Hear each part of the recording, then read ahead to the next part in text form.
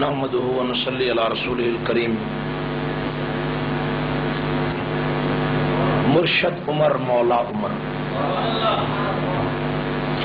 رہبر عمر آقا عمر، مرشد عمر مولا عمر، برتر عمر، بالا عمر، اعلی عمر، اولا عمر، ذات نبی پاک پر سو جان سے شیدا عمر، ایمان میں ایقان میں احسان میں یکتا عمر، مابعد ختم المرسلین کوئی نبی اٹھنا نہیں، یہ سلسلہ چلتا اگر تو ایک نبی ہوتا عمر. باد بہاری کی طرح گزرا عراق و روم سے، باد بہاری کی طرح گزرا عراق و روم سے، ابر کرم بن کر اٹھا ایران پر برسا عمر. متاع عام نہیں ہے خسروی و درویشی، متاع عام نہیں ہے خسروی و درویشی، کب ایک شخص میں ہوتے ہیں یہ ہنر پیدا، جلال کا پیکر بنا قبا کا ہر پیوند، عمر کے بعد ہوا ہے کہاں عمر پیدا. میرے واجب الاحترام قابل صد احترام لاہور کے غیور مسلمانوں، اہل سنت کے جیالوں، سپاہ صحابہ کے کارکنوں، آج خلافت راشدہ کونسل کے زیر اہتمام یہ عظیم الشان فاروق اعظم سیمینار جو فلیڈیز ہوٹل لاہور میں آج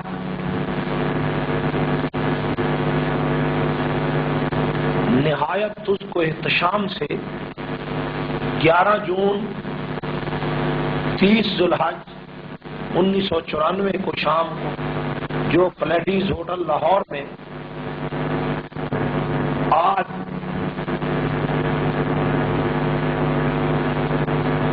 نہایت تجھ کو احتشام سے 11 جون 30 ذوالحج 1994 کو شام کو منعقد ہو رہا ہے. اس میں دانشوروں، علماء، اہل قلم کی اور عامت الناس کی شرکت باعث سعادت ہے. مجھ سے پہلے ہماری جماعت کے مایہ ناز فرزند حضرت مولانا محمد اعظم طارق صاحب MLA، شیخ حاکم علی صاحب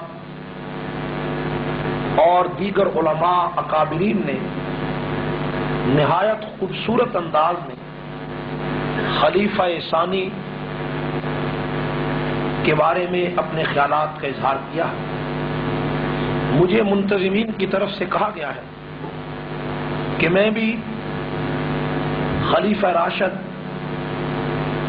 حضرت سیدنا فاروق اعظم رضی اللہ تعالیٰ عنہ کے فضائل و مناقب، کارنامے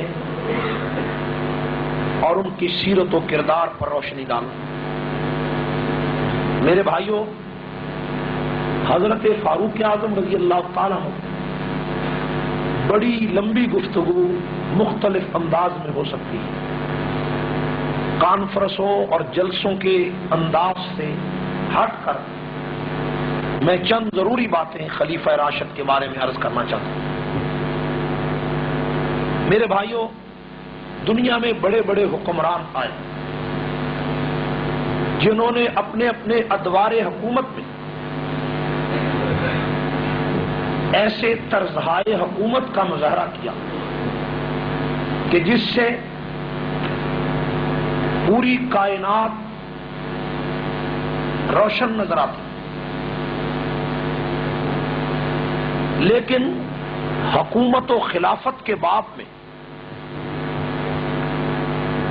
جیسا نظام فاروق اعظم نے پیش کیا اس کی کوئی مثال نہیں۔ فاروق اعظم نے ڈیموکریسی، رائے عامہ اور فلاح عوام کا جو تاریخی کردار دنیا کے سامنے رکھا، اس کی مثال قیامت کی صبح تک پیش نہیں کی جا سکتی۔ یہودیوں اور عیسائیوں کی بات علیحدہ ہے۔ آج کے جدید دور میں جرمنی میں ایک ادارہ قائم ہوا جس کی چیئرمین ایک لڑکی ہے۔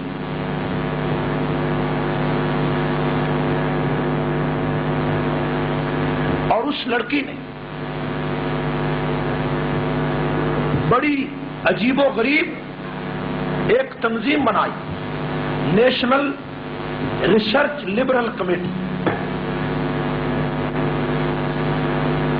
اس لڑکی نے کہا کہ میں عیسائی ہوں لیکن میرا آئیڈیل فاروق اعظم ہے۔ آپ نے دیکھا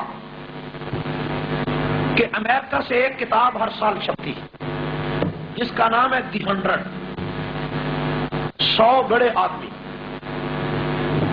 اور اس میں تیسرا نمبر فاروق اعظم کا ہے۔ کتاب لکھنے والا عیسائی ہے۔ وہ لڑکی جس نے جرمنی میں نیشنل ریسرچ لبرل کمیٹی بنائی،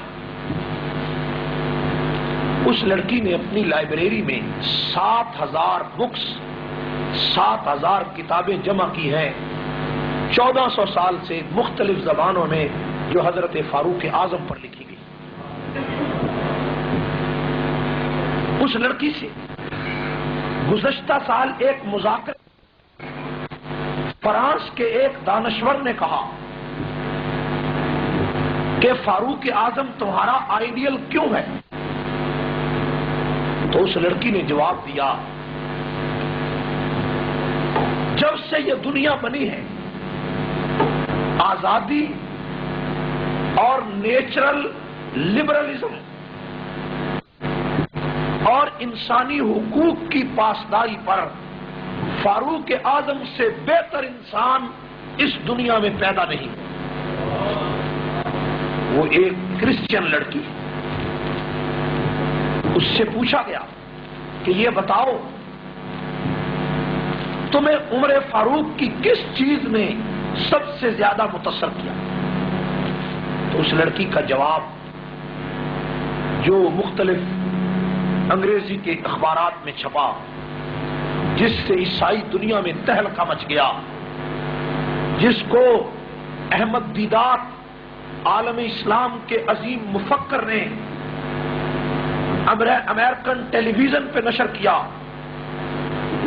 اس لڑکی نے کہا کہ فاروق اعظم کے پاس ایک آدمی شکایت لے کر آیا، کہنے لگا کہ میں مصر کے گورنر کے پاس کسی کام کے لیے گیا تو گورنر مصر کے لڑکے نے مجھے مارنا شروع کر دیا جس کا کوئی جواز نہ تھا۔ تو فاروق اعظم نے اسی وقت آرڈر جاری کیا، حضرت محمد ابن مسلمہ رضی اللہ تعالیٰ عنہ جو پولیس کے سربراہ تھے، انہیں کہا کہ گورنر مصر کو اور اس کے لڑکے کو گرفتار کر کے مصر سے میرے دربار میں لا کر پیش کرو۔ چنانچہ حضرت عمر بن عاص جو گورنر مصر تھے، انہیں ان کے لڑکے عبید اللہ بن عمر کو مکہ مکرمہ میں حج کے موقع پر جو دربار عام عمر فاروق نے سجایا تھا، وہاں لا کر بحیثیت ایک ملزم کے پیش کیا، اور فاروق اعظم نے گورنر مصر سے کہا، متا تعبدتم وامہاتہم احرارا، بتاؤ اے گورنر، ان رعایا کے لوگوں کو کب سے تم نے غلام بنا رکھا ہے حالانکہ ان کی ماں نے انہیں عذاب جنا۔ اس لڑکی نے کہا کہ روئے زمین پر کسی دانشور اور مصلح و مربی اور اس کے لڑکے کو گرفتار کر کے مصر سے میرے دربار میں لا کر پیش کرو۔ چنانچہ حضرت عمر بن عاص جو گورنر مصر تھے، انہیں ان کے لڑکے عبید اللہ بن عمر کو مکہ مکرمہ میں حج کے موقع پر جو دربار عام عمر فاروق نے سجایا تھا وہاں لا کر بحیثیت ایک ملزم کے پیش کیا، اور فاروق اعظم نے گورنر مصر سے کہا متا تعبدتم وامہاتہم احرارا، بتاؤ اے گورنر ان رعایا کے لوگوں کو کب سے تم نے غلام بنا رکھا ہے حالانکہ ان کی ماں نے انہیں عذاب جنا۔ اس لڑکی نے کہا کہ روئے زمین پر کسی دانشور اور مصلح و مربی اور ریفارمر نے انسان کی آزادی کے لیے اس سے بہتر جملہ نہیں کہا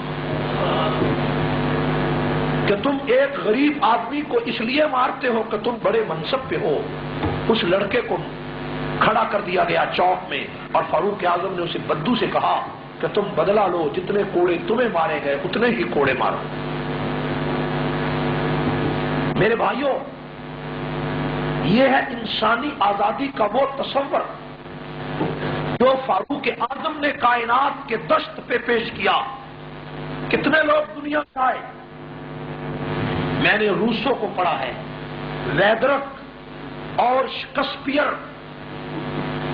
گاندھی، ابو علی سینا اور جتنے بڑے بڑے فلاسفر اور مستشرقین یورپ کے بڑے بڑے سکالر اس دنیا میں آئے ہیں، ایک انسان نہیں آیا جس نے فاروق اعظم کو آئیڈیل قرار نہ دیا۔ ایک انسان،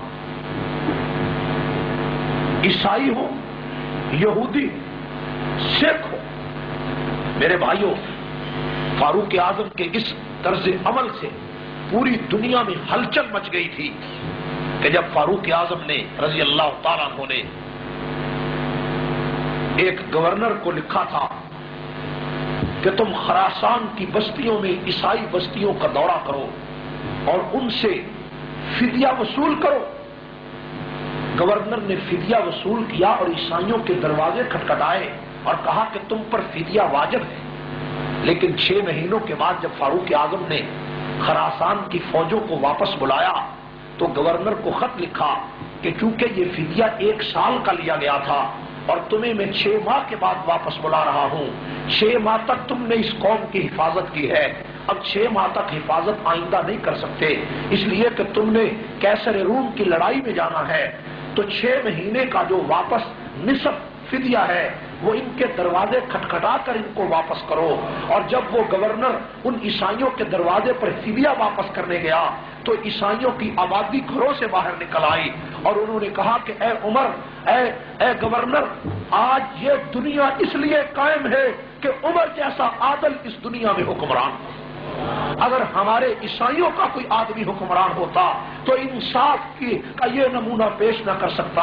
میرے بھائیوں، فاروق اعظم جب ایران کے سرکاری دورے پر تشریف لے گئے اور اس کے بعد واپس روم میں آئے اور روم کے اندر ایک کلیسا اور ایک چرچ کے اندر گئے، نماز عصر کا وقت ہو گیا، چرچ والوں نے کہا اے عمر، اے خلیفۃ المسلمین، عصر کا وقت ہے، یہ پاک جگہ ہے، یہاں پتھر ہیں، پتھر پاک ہوتا ہے، یہاں نماز عصر ادا کرو۔ عمر فاروق نے فرمایا میں عیسائیوں کے اس گرجے میں نماز نہیں ادا کر سکتا، اس لیے نہیں کہ یہ جگہ پاک نہیں ہے، جگہ پاک ہے، پتھر پاک ہے، اگر میں نے آج یہاں نماز ادا کر لی کل کو میرے بعد آنے والا خلیفہ کہیں اس جگہ پر قابض نہ ہو جائے کہ یہ مسلمانوں کی جگہ ہے، اس لیے کہ یہاں خلیفۃ المسلمین نے نماز ادا کی تھی۔ میرے بھائیوں، عیسائیوں اور یہودیوں اور سکھوں اور ہندوؤں اور دنیا کے غیر مسلموں کو انسانی حقوق عطا کرنے والا وہ فاروق اعظم کہ جس فاروق اعظم نے قیصر روم اور کسرا ایران کو زیر و زبر کر کے قرآن کی اس آیت کا جو فاروق اعظم مصداق بنا کہ اللہ کے قرآن نے فرمایا تھا هو الذی ارسل رسولہ بالہدی ودین الحق لیظہرہ علی الدین کلہ۔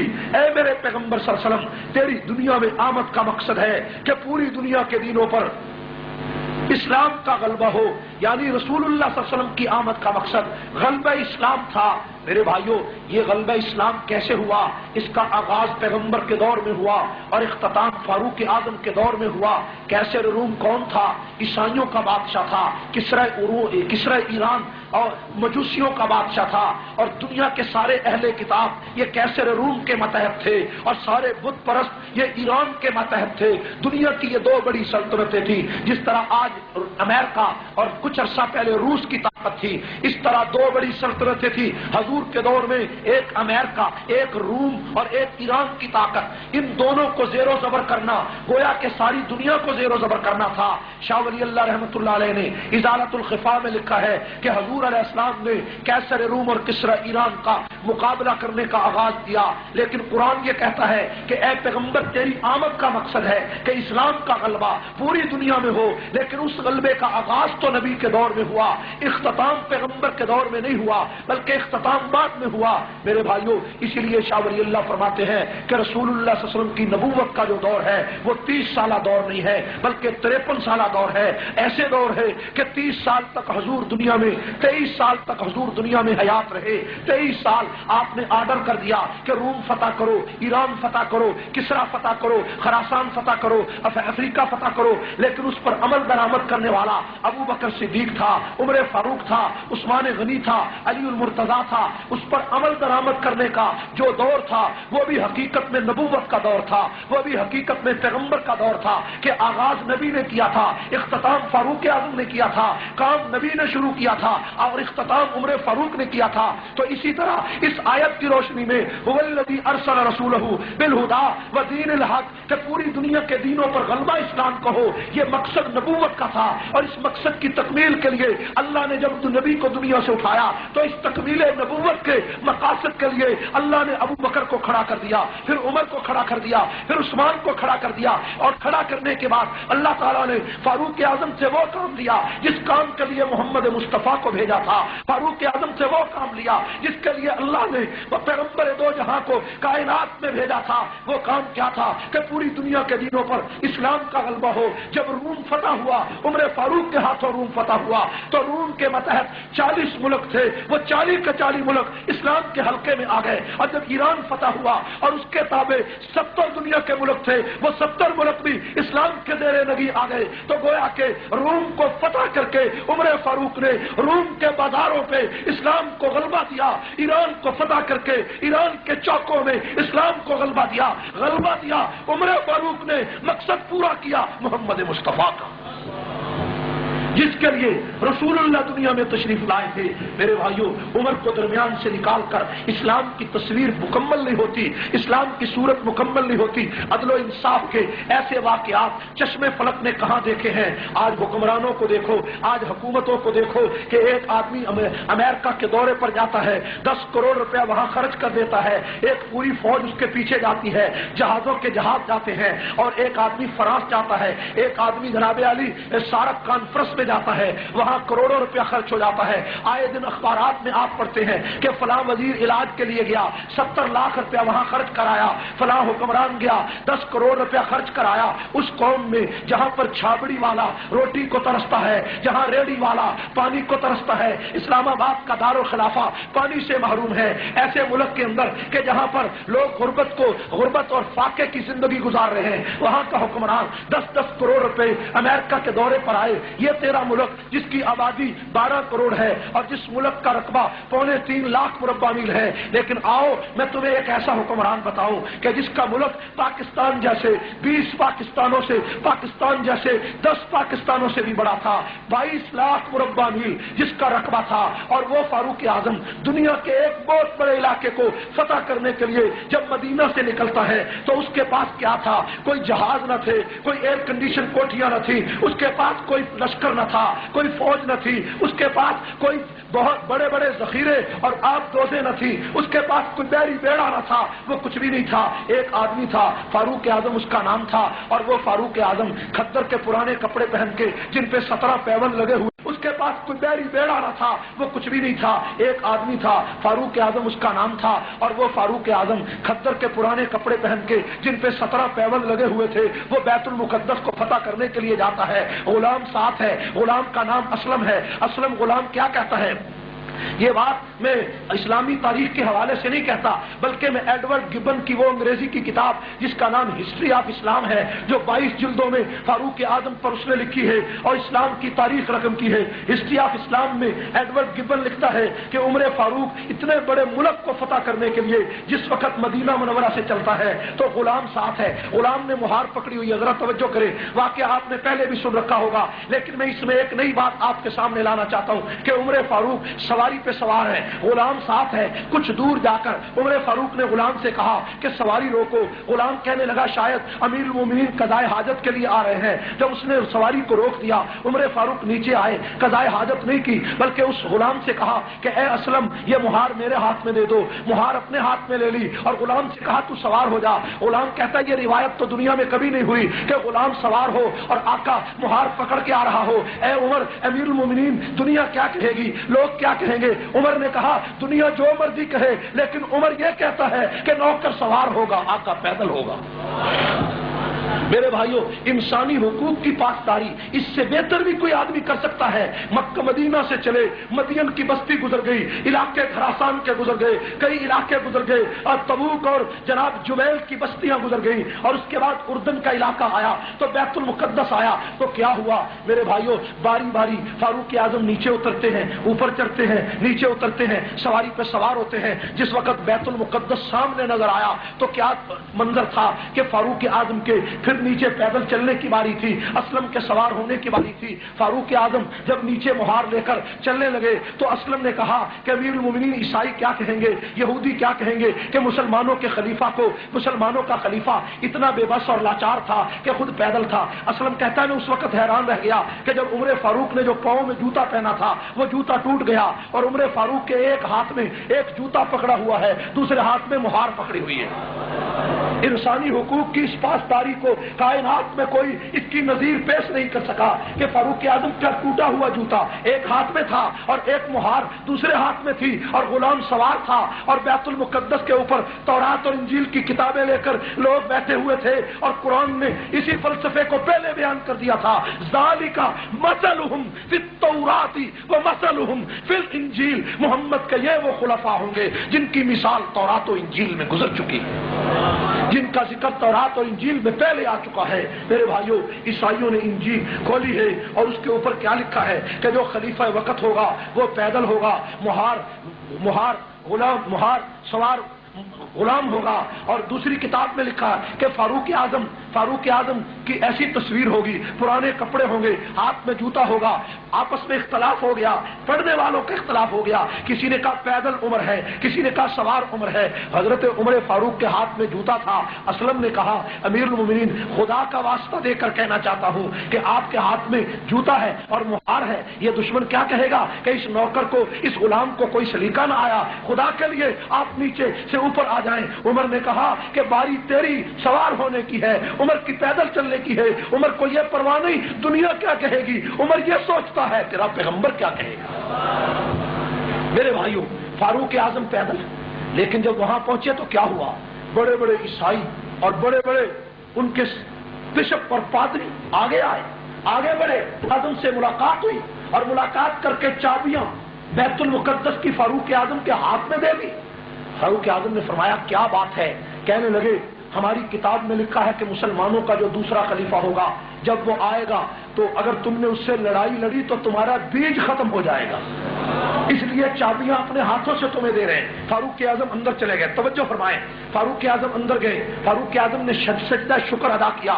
سجدہ شکر ادا کرنے کے بعد جس وقت چابیاں مل گئی، بیت المقدس کا قبضہ مل گیا، فاروق اعظم باہر فاروق اعظم اسی جگہ پر بیٹھے ہوئے ہیں۔ تھوڑی دیر کے بعد ایک آدمی آیا اور آ کر ایک کاغذ کا رکا فاروق اعظم کو دینے لگا۔ فاروق اعظم نے کاغذ کا رکا پڑھا اور پڑھ کر کہا کہ یہ جو جگہ ہے یہ میرے باپ کی جاگیر نہیں ہے، یہ میری نہیں ہے، یہ میں اس کا مالک نہیں ہوں، بے شک یہ تم کاغذ صحیح لائے ہو لیکن میں اس کا مالک نہیں ہوں۔ مجمع لگا ہوا تھا، ہزاروں دنیا بیٹھی ہوئی تھی، عیسائی اور یہودی تماشا دیکھ رہے تھے، مسلمان جو کچھ اس علاقے میں رہتے تھے وہ دیکھ کر خاموش ہو گئے کہ امیر المومنین نے ایک بدو کو یہ تحریر دیکھ کر یہ عجیب جملہ کہا کہ میں اس جگہ کا مالک نہیں ہوں۔ فاروق اعظم جب باہر نکلے تو باہر نکل کر کچھ لوگوں سے ملاقات ہوئی تو انہوں نے کہا امیر المومنین باقی ساری باتیں بعد میں پوچھیں گے، پہلے یہ بتاؤ کہ وہ بدو کون تھا، وہ غریب کون تھا جو ایک رکا لے کر آیا تھا اور تم نے کہا یہ جگہ میری نہیں۔ عمر فاروق کی آنکھوں سے آنسو نکل آئے۔ عمر فاروق نے فرمایا کہ میری عمر اس وقت 17 سال تھی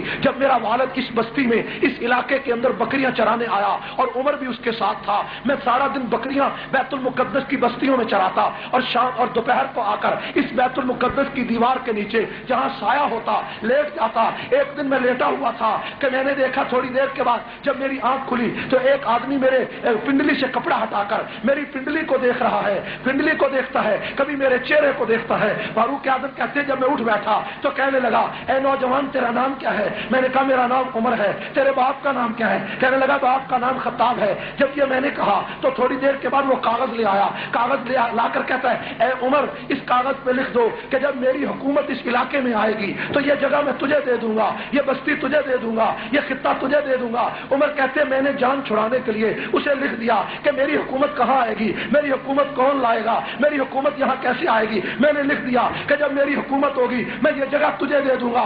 آج جب بیت المقدس کی چابیاں مجھے ملی تو وہی بدو اپنے لڑکے کو بھیجتا ہے اور وہ بدو تو گھر میں بیمار پڑا ہے اور یہ جوان لڑکا میری لکھی ہوئی تحریر لے کر میرے سامنے آیا اور آ کر کہتا ہے کہ یہ جگہ مجھے دے دو، میں یہ جگہ تجھے دیتا ہوں۔ تو عمر کہتے ہیں چونکہ یہ جگہ میری ملکیت نہیں ہے، یہ مسلمانوں کا مال ہے، اس لیے میں نے کہا کہ عمر یہ جگہ تجھے نہیں دے سکتا۔ قرآن نے اسی فلسفے کو بیان کیا کہ ذالک مثلہم فی التوراۃ و مثلہم فی الانجیل۔ میرے بھائیوں عدل و انصاف کی تاریخ میں ایسا سنہرا واقعہ کائنات میں کسی نے نہیں سنا۔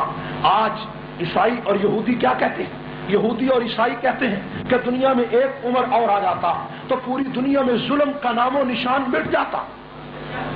ظلم کا نام مٹتا یا نہ مٹتا؟ میرے بھائیوں فاروق اعظم جیسا عدل، فاروق اعظم جیسا انصاف کائنات میں کون لائے گا؟ صرف ایک واقعہ عرض کر کے بات ختم کرتا ہوں، نماز کا وقت ہو رہا ہے۔ میرے بھائیوں فاروق اعظم مسجد نبوی میں، مسجد نبوی کے قریب اپنے مکان میں تشریف فرما، آدھی رات کا وقت ہے، توجہ کریں، آدھی رات کا وقت تھا۔ ایک آدمی نے دروازہ کھٹکھٹایا، امیر المومنین جاگتے تھے، نیچے اتر آئے، فرمایا امیر المومنین آپ کو نہیں پتا شام میں جو فوجیں گئی ہوئی تھی وہ ملک یمن کی طرف جا رہی ہیں اور مدینہ سے 2 میل کے فاصلے پر انہوں نے پڑاؤ ڈالا ہے، آپ یہاں تشریف فرما ہے۔ فاروق اعظم نے اسی وقت عبد الرحمن بن عوف کو ساتھ لیا اور جا کر وہ فوجیں جو 2 میل کے فاصلے پر ٹھہری تھیں، فاروق اعظم ان فوجوں کا پہرا دینے لگے اور جو پہرے دار تھے ان کو کہا تم سو جاؤ، ہم مدینہ سے نئے پہرے دار آئے ہیں۔ ان کو نہیں پتا چلا کہ یہ امیر المومنین ہیں۔ فاروق اعظم اس فوج کا ساری رات پہرا دیتے رہے اور صبح کو فاروق اعظم وہاں موجود تھے۔ کئی لوگوں کو پتا چلا کہ عمر فاروق تو یہ ہے، تو وہ جو پہرے دار تھے معافی مانگنے لگے۔ عمر فاروق نے فرمایا نہیں، میرا فرض ہے کہ میں تمہاری نوکری کروں، تمہاری چاکری کروں، یہ میرا فرض تھا۔ تم مسافر تھے، تم میری رعایا تھے، میرا فرض تھا۔ جب کھانے کا وقت آیا تو عمر فاروق سالن تقسیم کرنے کے لیے خود بیٹھ گئے۔ عمر فاروق سالن تقسیم کر رہے ہیں، ایک آدمی کو دیکھا کہ وہ دائیں ہاتھ سے کھانا کھانے کے بجائے بائیں ہاتھ سے کھانا کھانے لگا۔ عمر فاروق اس کے پاس گئے، کہنے لگے اے نوجوان تجھے نہیں پتا حضور کی سنت دائیں ہاتھ سے کھانا کھانا ہے، تو بائیں سے کھانا کھا رہا ہے۔ اس نے کہا عمر تو نہیں جانتا یہ میرا دائیں ہاتھ غزوہ موطا میں کٹ گیا تھا جب میں رسول اللہ کے ساتھ جنگ میں گیا تھا، دیکھو یہ میرا کٹا ہوا ہاتھ ہے۔ عمر فاروق زاروں قطار رو پڑے، وہ عمر کے قدموں میں گر گیا۔ امیر المومنین کیوں روتے ہو؟ فرمایا اس لیے روتا ہوں اگر قیامت کے دن رسول اللہ نے پوچھ لیا کہ تیری فوج میں ایک ایسا سپاہی تھا جس کا ہاتھ کٹا ہوا تھا، وہ کھانا کیسے کھاتا ہوگا، وہ کپڑے کیسے دھوتا ہوگا، عمر تو نے اس کا غلام مقرر کیوں نہیں کیا؟ عمر کے پاس اس کا کوئی جواب نہیں۔ اے بدو مجھے معاف کر دے، میں قیامت کی رسوائی سے بچنا چاہتا ہوں۔ انصاف کے ایسے واقعات تو چشمے فلک نے کبھی نہیں دیکھے۔ آج برطانیہ کے اندر لوگ کہتے ہیں جناب بچہ پیدا ہوتا ہے تو وہاں پر جناب علی 8 شلنگ یا 10 شلنگ یا پاؤنڈ ان بچوں کے وظیفہ مقرر ہو جاتا ہے۔